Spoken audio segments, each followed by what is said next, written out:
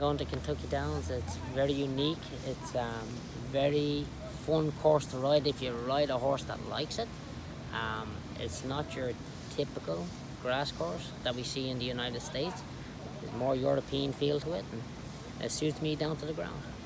Well, so is it a big advantage, you think, having a background in, since you are, Irish, having ridden a lot of those courses, or? No, not really. Look, if you can get on the horse that handles it the best, you're probably going to win. So you have to hope you get on the best horse. Well, you made an interesting comment. You said you thought 90% of the horses handle it. It's just there might be a part of it that Might surprise them.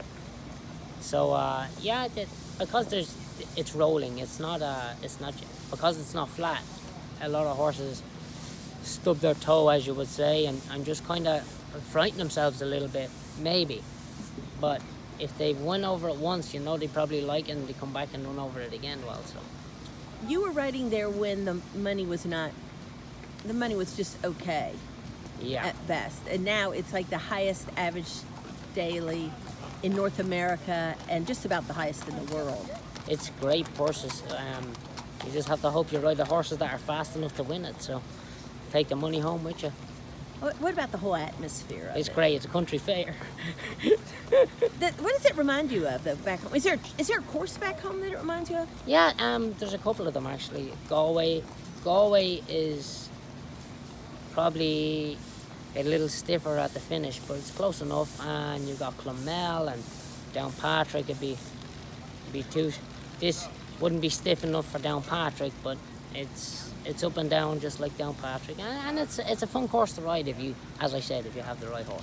You're saying you walk the course just about every day before the race. What are you looking for when you walk the race course there? Changes in the ground, if they've moved the fence out, if there's a better spot after being run over all weekend. Just normal stuff that you'd need to know if you think your horse would be beneficial on a fresher patch of ground. Yeah, you could.